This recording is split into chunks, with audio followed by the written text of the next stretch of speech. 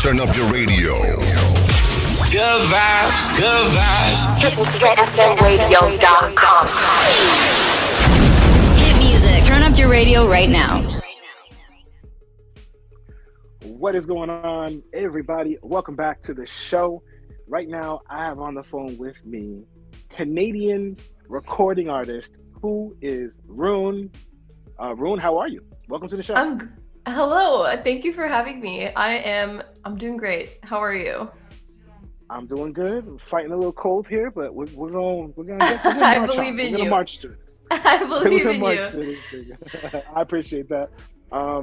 I personally am eager to get things going because I would say like you're an enigma to me. Like you're just like so we're just gonna dive right in. I mean that's just so first and foremost, who actually is Rune? An enigma. Good question. Yeah, I'm just here making music, doing all sorts of different things, and hopefully providing an experience for people listening and visual at some point as well. I hope too. Okay. Where'd you come up with Rune? Where'd you come up with your title?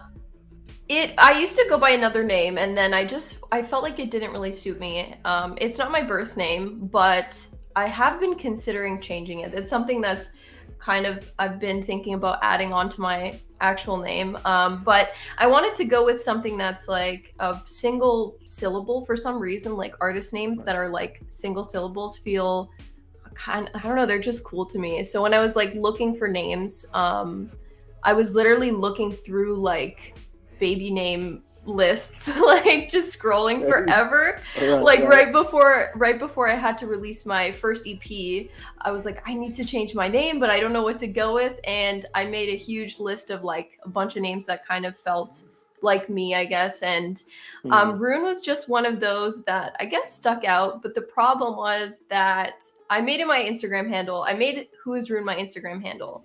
And I was going to go with just Rune as like my artist name. And I checked Spotify and I was like, oh shit, I'm not the only Rune.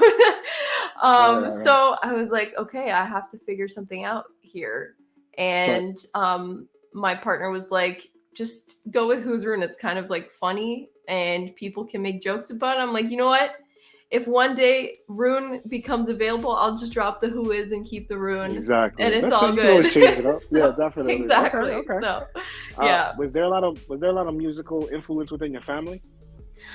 That's kind of funny. I mean, like in terms of people being good at singing and things like that, not so much actually. There's nobody in my family really that I know of that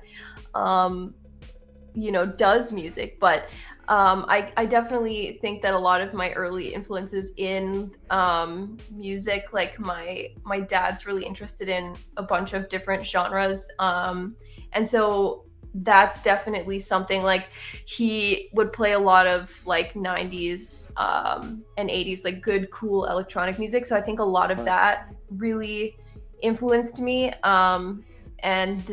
So I would say not so much, other than my dad really enjoying listening to music. Gotcha. Okay. And then who were some of your like kind of your influences growing up musically wise?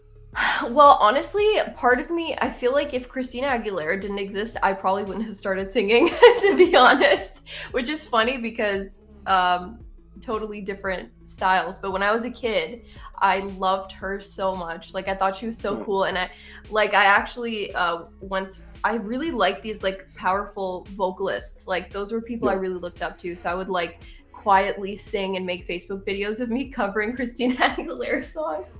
Nice.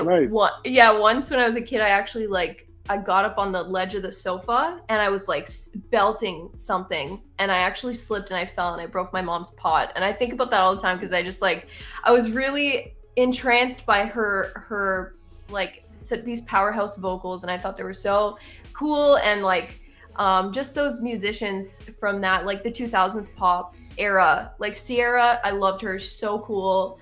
Destiny's Child, they were like one of those, just amazing. I love them. But then after that, I kind of Annie Lennox is a favorite of mine. Love her. and everything that she does, and then Vangelis in terms of like production and stuff. I honestly feel I listen to things all over the map. So those are like some of my older influences, and now it's like of a lot of things. Like I listen to a lot of different genres, and I try to pull as much influence from those, from whatever I find interesting to my ears. Right.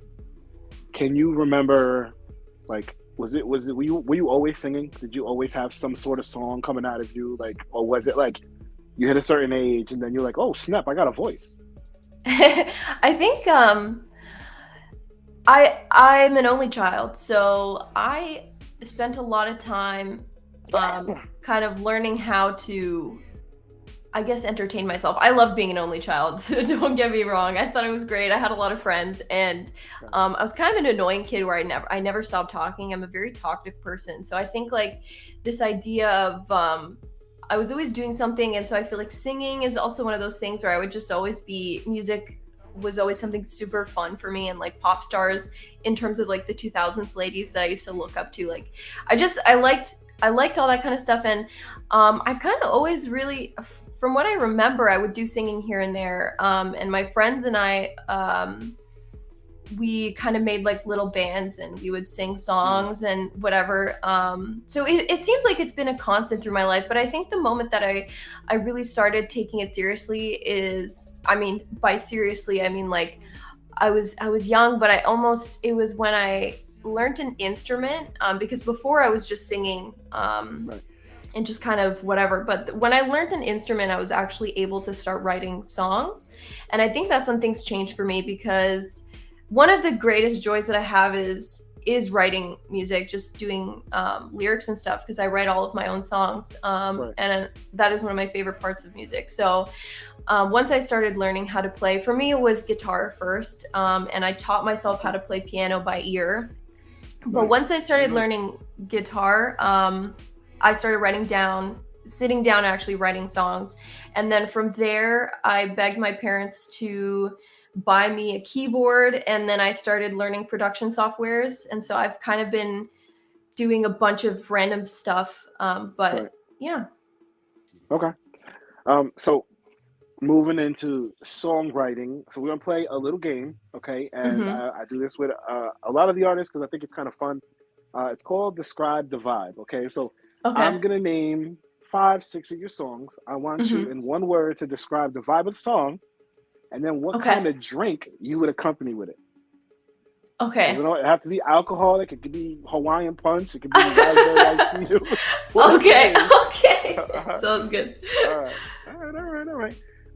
Okay, so first of all, I took a deep dive a few nights ago into some of really all your stuff on iTunes, Yes. and we've talked like you're everywhere. Like you're I mean, all different types of music, and Yeah. like Yeah. honestly, especially I like one of my favorites is Misery. Like I cannot get enough of that song. Like Thank you. no way.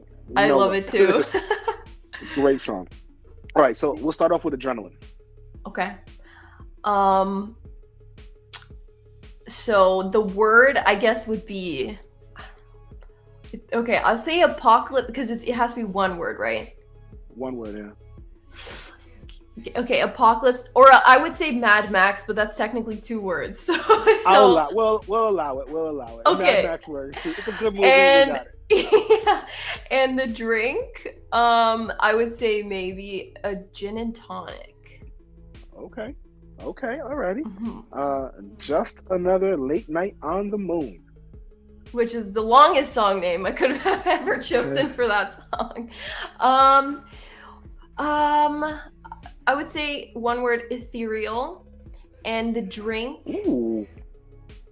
The drink, it escapes me, but something purple, maybe Okay. like a purple tinged fruit drink that's like bubbly. Okay. Okay. All right. I like it. Purple drink with some bubbles. I got you. Okay. Knees. Stormy. I like these words. And stormy, and we'll go with vodka. just some some right hard deep stuff. in there. So Okay, all right. Where did it all go? Some of I these can't names, some of these song names I are know. pretty dope. Like pretty, Thank like you. woo. They're sentences. I try. Honestly, Gotcha. to break from the game for a second, naming my songs is chaotic and honestly stressful. I hate naming my songs. Right. It stresses me out. But for that song, I can't listen to it. It makes me cry. Oh wow. I'll say it's 2 words, but long drive. And the drink would be black coffee. Okay. Well, black coffee. Love me some black coffee. My favorite song in the whole world, Misery. Go ahead. Give me something good. Okay. The drink was easy. Just some good, like, deep colored red wine. And word, I would say dramatic. Yes. That's Yes. on point right there. Okay. And then your newest song, which we're gonna get into in a little while, Draco. Drifting. And for drink, I would say an Arizona tea, the little canned ones. And my favorite is the white and green tea one. Okay. Well, listen, that's it. Thank you for playing. Thank you. I love Applause, that. everybody. So let's talk about Draco. Yes. Just dropped a few weeks ago. This is your production debut, right? No words, just solid monster beats. Yes. The song, this is my first time ever trying the genre itself, which was like when I first started making this track, I honestly it was a learning curve. I strive to become to be better at producing music because I feel like that's something that I would really just love to improve on.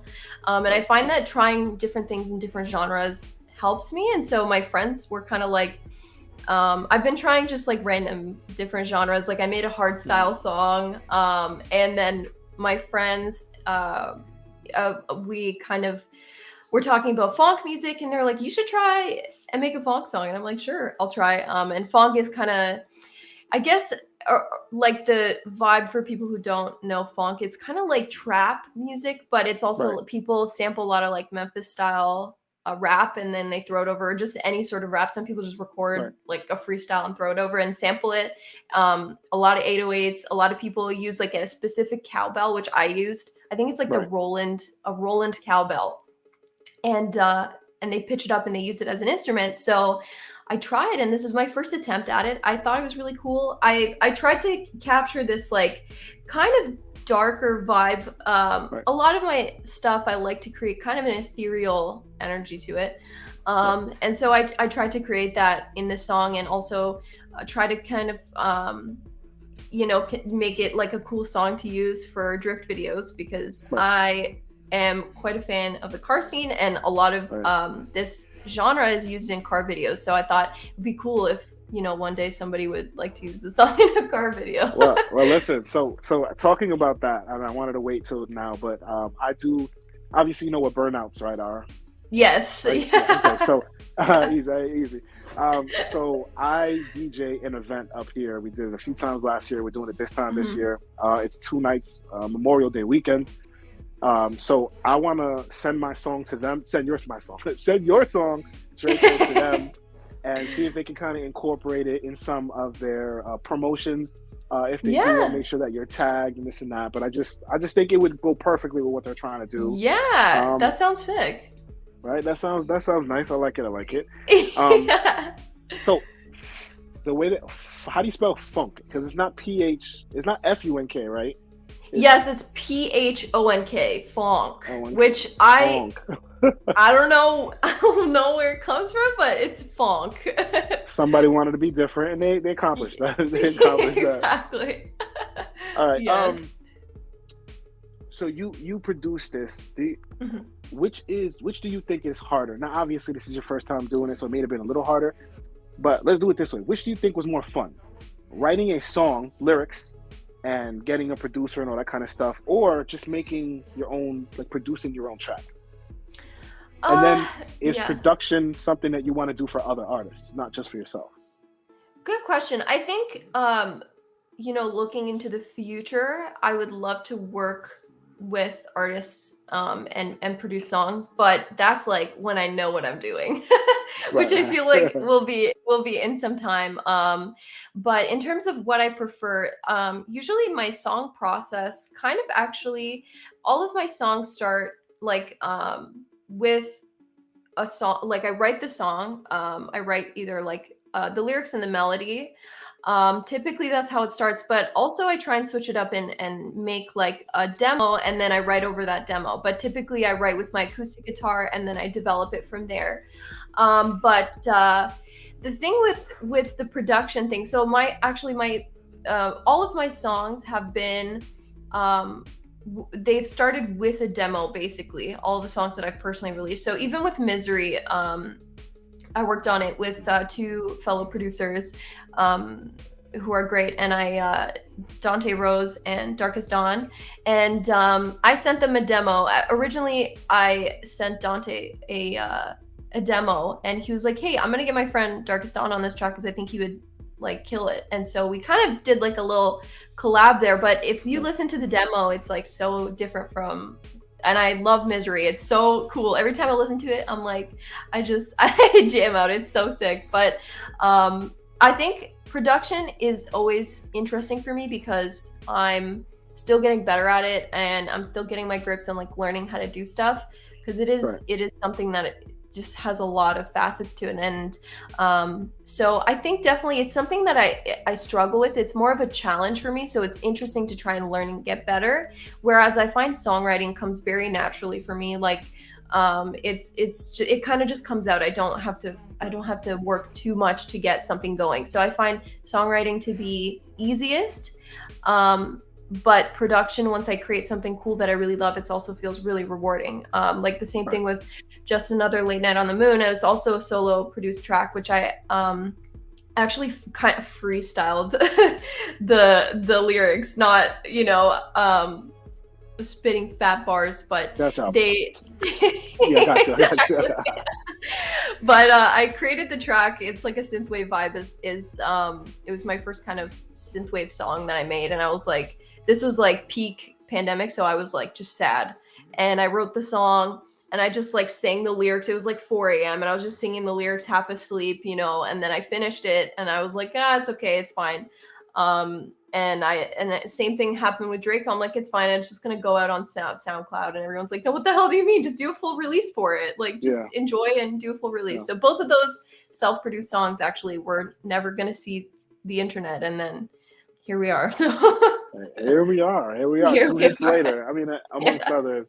I love asking this question because I like the listeners to get to know the artist a little bit better than what they post on social media and all that kind of stuff. So give me 3 things that you think your listeners, your fans, your supporters, whomever, would think is like super interesting about you that you haven't said on social media or at a show or whatever. Something pretty cool. Good question. The thing with me is, because I am so talkative, I just talk a lot, and I share quite a bit, but So you might have spilled the beans at some point. Yeah. Also, I don't know. There's I guess I try and share my life and kind of who I am to I guess create a relationship and for people to see the different facets of me. I mean, something that some people might not know, I guess, is that when I was born in Canada, but my family, my background is Hungarian and Romanian, and my parents moved here. They weren't born here, and so when I was born, they decided to teach me Hungarian first, and so that was actually my first language. Even though I lived here, it's my first language, and I learned English through just school, I guess. But So Hungarian was actually the first language I ever learned, and I use it in my music. I use it in the end of Knees, and I actually have been working on a full song just in Hungarian. So that's one thing, I guess, which I think would be kind of cool, because to me it sounds a bit like an elf language. So Yeah. That's pretty cool. Yeah. That's pretty cool. I'm waiting on that one. All right, you Yeah. don't even have to give me anything else. That's pretty cool. I think Yeah. that's gonna be awesome. For those listening right now, they're like, listen, Echo, stop talking. I need to know where to find and follow this young woman. Do me a favor, let everybody know how to find and follow you on social media. So everything is just WHOISRUNE. So Instagram, WHOISRUNE, YouTube.com/WHOISRUNE. I have a website, www.whoisrune.com, which all my links are there as well. I also have a Twitch. So if you want to follow me on Twitch, it's also WHOISRUNE. So anywhere you go, it's WHOISRUNE on Spotify, YouTube, music, iTunes, Amazon Music, wherever the hell you like to listen to music, SoundCloud, everything. WHOISRUNE, WHOISRUNE. Yeah. Gotcha. And as I always say, it's cool to like and follow and subscribe and all that kind of stuff. But go to iTunes and pay some bills. Buy some songs. They're really, really good. I think I bought like 5 of them. Oh, so listen, yeah. it's really, really good. It. So and I never have a problem supporting. So amazing. You have a look about you. You have a style to you. You have what some would call a swag. Whether it's the type of songs that you do or the photos, that the photo shoots that you've done, just you're one of those people that like everybody needs to know because you're just crazy cool. So thank you. How important is it for you to, as an artist, to be yourself and not be anybody else and come through as authentic as possible? I think, well, first of all, I feel like it just, for me, I do my best to do that. Also, not for just being a musician, but for myself. I feel like if you're able to, be true to who you want to be, like the person that you feel like you are inside, if you can portray that and be that, I think, you'll understand yourself in a deeper level, which I think is important for anybody. But I just want to kind of create a place where people, like there's different facets of myself in the same way that there's different facets of everybody else. Like I do music, but I also love art and cars and games and a bunch of stuff. So I try and share all of that. And, I think it's cool because it can create like a community where people, like some people might only like cars and some people might only like games and whatever, but everybody kind of finds a place where they can like, relate to me or find something that's interesting that we can share. So yeah, I definitely try to do that for other people to feel like they can relate, but also for myself, so I can enable myself to continue growing and learning and understanding myself on a deeper level. Right. Well said. Well said. Last question, and again, thank you so much for your time. And